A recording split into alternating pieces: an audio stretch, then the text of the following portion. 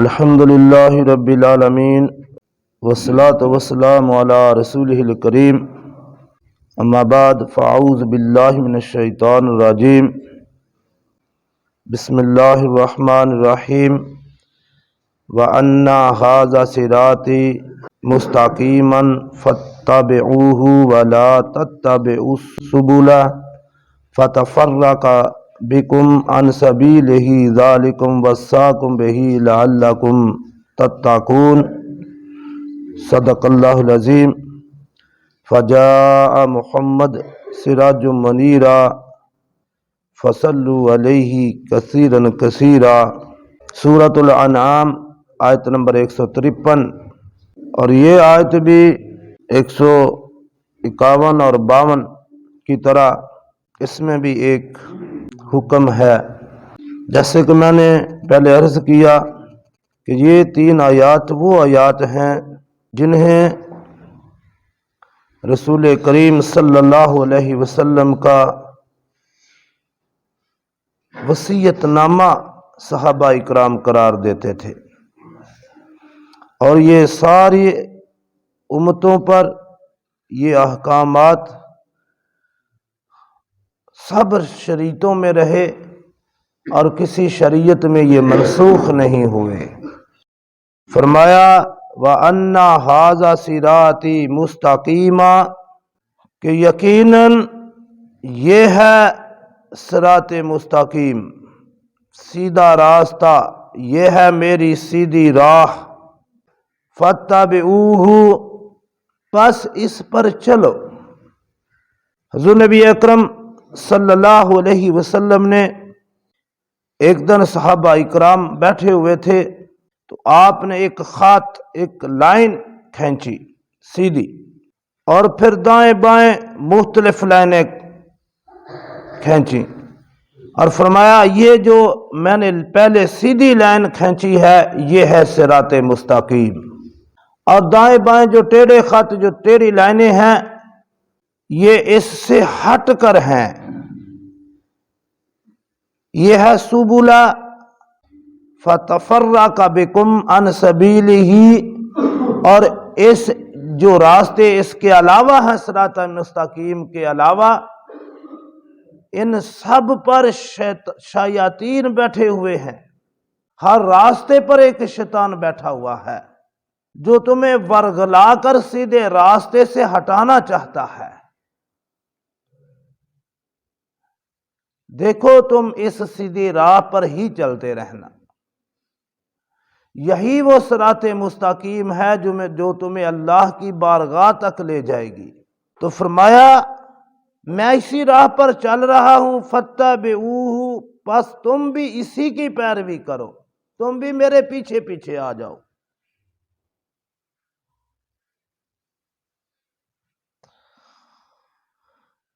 مشرکین مکہ ایک بہت بڑا اعتراض کرتے تھے، اور آج بھی ہوتا ہے۔ دیکھو جی وہ ہمارے باپ دادا ایسے کرتے رہے، ایسے کرتے رہے، کیا وہ سب غلط ہیں؟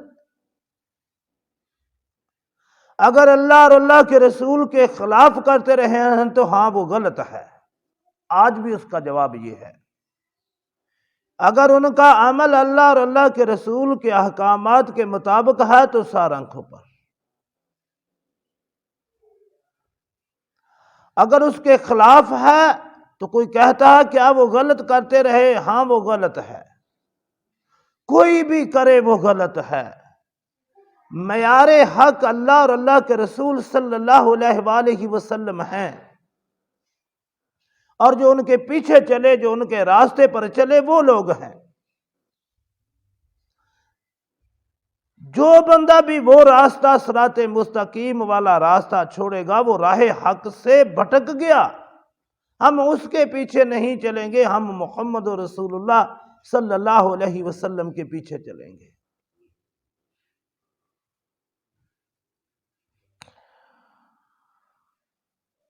تو آپ صلی اللہ علیہ وسلم نے فرمایا وَلَا تَتَّبِعُوا السُّبُلَ، دیکھو اس کے علاوہ کسی دوسرے راستے پر نہ چلنا۔ دوسرے راستوں کے قریب نہ جانا، ان پر نہ چلنا۔ ان پر جو شیاطین بیٹھے ہوئے ہیں وہ تو تمہیں کوشش کریں گے کہ تمہیں سیدھے راستے سے ہٹا دیں، اور یہی زندگی ہے کہ بندہ سیدھے راستے پر چلتا رہے، چلتا رہے۔ یہی جنگ ہے کہ وہ تمہیں کھینچ کر دوسرے راستے پر لانا چاہیں گے، شیاطین اور ان کے جو چیلے ہیں وہ کوشش کریں گے کہ صراط مستقیم سے اس بندے کو ہٹا دیں، لیکن تم نے ان کے خلاف جنگ کرتے ہوئے سیدھے راستے پر ہی چلنا ہے۔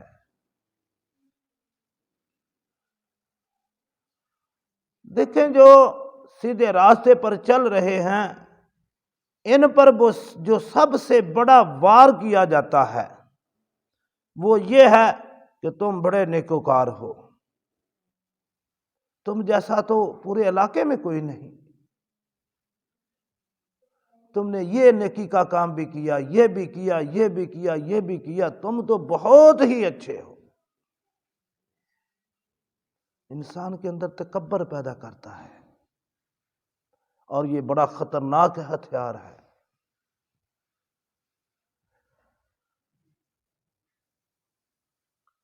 ایک بات میں کہتا ہوں وہ پلے باندھ لیں، جس اللہ کی ہم عبادت کرتے ہیں، جس اللہ کے لیے ہم نیکی کا کام کرتے ہیں، وہ بہت اعلیٰ ہے۔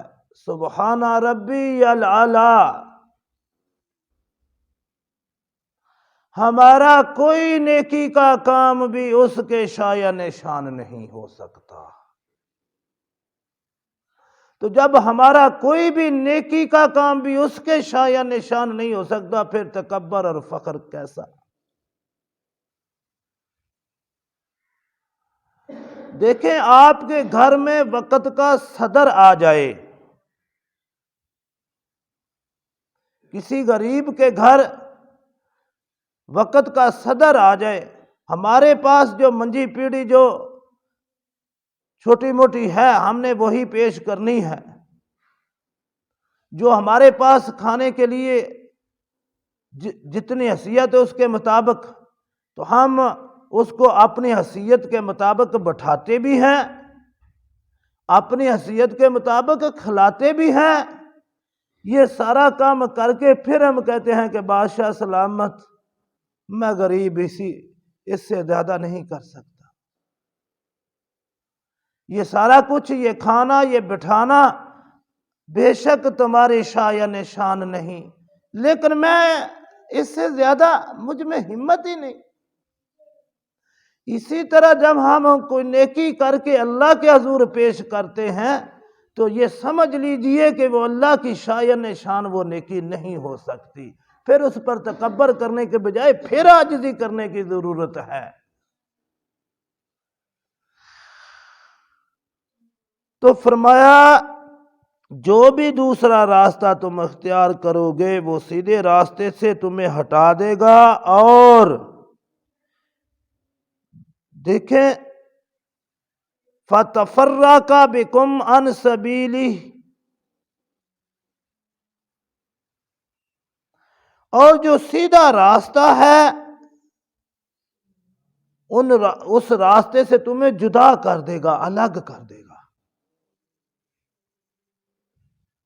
تفرقہ، تمہیں جدا کر دے گا، سیدھے راستے سے ہٹائے، گویا بندہ ہٹ گیا تو گویا اللہ کے راستے سے الگ ہو گیا، اور یہ تباہی ہے۔ انسان نیکی کرتا بھی رہے، سیدھے راستے پر چلتا بھی رہے، پھر بھی اس سے بہت زیادہ لغزشیں ہیں۔ ہماری تو نیکیوں میں، ہماری تو نمازوں میں، ہمارے تو حج میں، ہماری قربانی میں بے شمار لغزشیں ہیں۔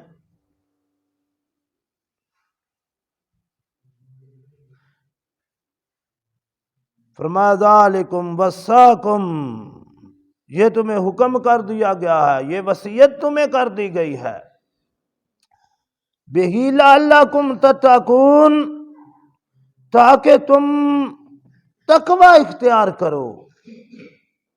دیکھیں یہ آخر میں جو الفاظ تینوں آیات میں آئے ہیں یہ سارے ملتے جلتے ہیں۔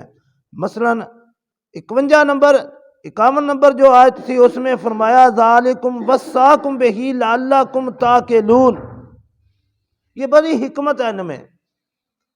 اس طرف اگر ہم لمبی بات کریں گے تو پھر ٹائم نہیں اتنا، تو پہلی میں فرمایا یہ تمہارے لیے وصیت ہے تاکہ تم عقل سے کام لو، لیکن پیچھے جو احکامات آئے ہیں دیکھو، تم اپنے والدین کے ساتھ حسن سلوک کرو، یہ عقل بھی یہ بات تسلیم کرتی ہے، تم اللہ کا کسی کو شریک نہ ٹھہراؤ، اپنی اولاد کو جو ہے وہ رزق کے تنگی کے ڈر سے قتل نہ کرو، اور دیکھو بے حیائی اور برائی اور زنا اور غلط کاموں کے قریب نہ جاؤ، اور کسی جان کو بغیر حق کے قتل نہ کرو۔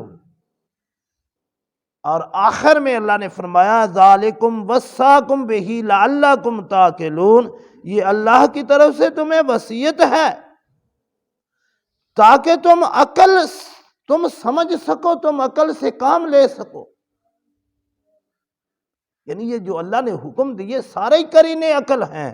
اور اگلی آیت میں جو فرمایا ہے ذالکم وصاکم بہ لعلکم تذکرون، دیکھو اس میں جو 4 احکام ارشاد فرمائے کہ یتیم کے مال کے قریب نہیں جانا، ناپ تول میں کمی نہیں کرنا، ٹائم ویم میں کمی، اس میں سارا کچھ آ جائے گا۔